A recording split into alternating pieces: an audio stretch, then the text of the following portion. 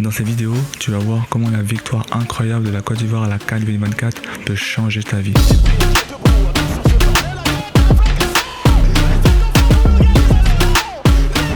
Je vais te donner 2 leçons de vie inspirées de cette victoire, des leçons que tu pourras utiliser quotidiennement. Alors reste avec moi pour voir comment ces leçons peuvent t'aider à réussir dans ta propre vie professionnelle et personnelle. Perdons pas plus de temps. On est parti.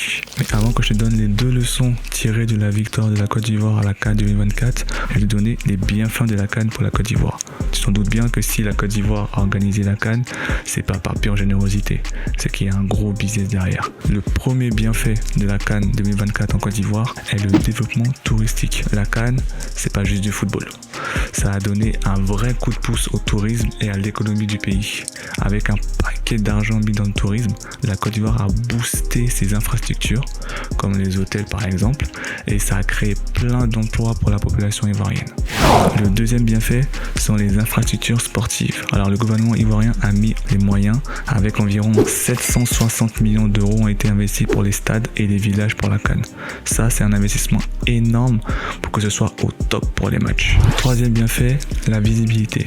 Grâce à la CAN, tout le monde parle de la Côte d'Ivoire. Le pays est vu comme l'un des super endroits à visiter et est considéré comme l'une des destinations les plus attrayantes du continent africain. Ça a vraiment amélioré l'image du pays partout dans le monde.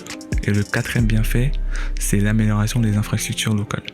Alors l'organisation de la CAN a aussi amélioré plein de choses en Côte d'Ivoire, comme les routes, les hôtels, tout ça pour bien accueillir tout ce qui est équipe, fans, visiteurs, touristes et VIP. En tout cas, on parle d'un investissement de 1 milliard d'euros. J'ai pas dit francs CFA, j'ai dit 1 milliard d'euros. C'est énorme, mais ça en vaut la chandelle. Passons maintenant à la première leçon qu'on peut tirer de la victoire de la Côte d'Ivoire à la CAN 2024. On va refaire le parcours de la Côte d'Ivoire. Il faut savoir que la Côte d'Ivoire a commencé à jouer contre la Guinée, a gagné 2-0. Le peuple était vraiment euphorique. On disait que voilà, c'est notre année, on va la gagner. Deuxième match, contre le Nigeria, on perd 1-0. Il n'en faut pas beaucoup pour que les Ivoiriens commencent à parler, commencent à insulter déjà les joueurs. Maintenant, après, ça a un peu plus passé puisque c'est Nigeria, ils ont déjà pris plusieurs fois et ils ont des joueurs de classe mondiale. Donc c'est acceptable. Troisième match, on n'avait pas droit à l'erreur, on devait gagner. Sur le papier, la Guinée équatoriale a été vraiment prenable, mais on a perdu. Pas 1-0, pas 2-0, pas 3-0, 4-0. Et oui, c'était vraiment une catastrophe. Il y a eu beaucoup d'insultes, beaucoup de menaces de mort envers les joueurs. Le pays était vraiment en feu, quoi. Et après ça, on a été repêché comme bon troisième parce que le Maroc a gagné son match.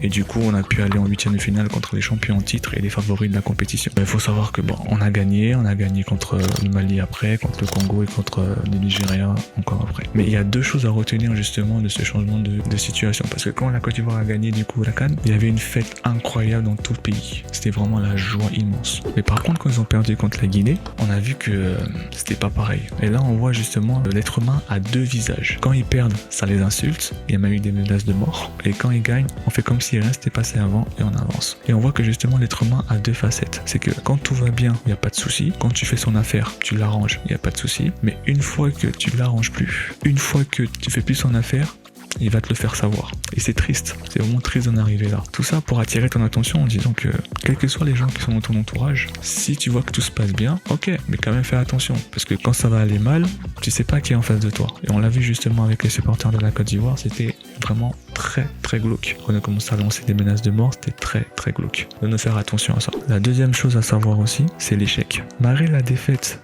que la Côte d'Ivoire a eu contre la Guinée, qui était vraiment une honte quand tu organises une CAN, c'était vraiment une honte d'être éliminé en poule. En plus 4-0 contre une équipe sur le papier qui est inférieure à toi. Mais malgré ça, la Côte d'Ivoire a quand même fini par gagner. Et on voit justement que malgré la défaite qu'ils ont eue contre la Guinée, ils se sont servis de cette défaite-là, ils se sont remis en question, ils se sont donné un coup de pied aux fesses pour aller justement affronter les autres équipes comme le Sénégal par exemple en 8e de finale. Citation de Henry Ford que j'aime beaucoup, c'est « L'échec est simplement l'opportunité de recommencer ». mais cette fois-ci plus intelligemment. Et c'est la réalité, c'est que l'échec est juste une étape pour arriver à la réussite. Il y a beaucoup de gens qui veulent passer de l'état de personne lambda à riche. Mais en réalité, si tu ne souffres pas, s'il n'y a pas de difficulté, tu n'apprendras jamais justement. Et justement, c'est ça qui fait la saveur de la réussite, c'est que tu as souffert avant. Beaucoup de gens ne veulent pas souffrir, alors que c'est très important dans l'apprentissage et dans la réussite. Donc dans votre vie par exemple, si vous devez passer le permis et que vous le ratez, c'est pas grave. 2 fois, 3 fois, 4 fois le permis, c'est pas grave. Tant que vous n'êtes pas mort, vous apprenez. Regardez dans le passé pourquoi vous avez raté. Remettez-vous en question. Mais allez-y, foncez. Parce que la finalité, c'est pas l'échec, c'est la réussite. Plus tu échoues et plus tu es proche de la réussite. L'échec est juste une étape pour arriver à destination.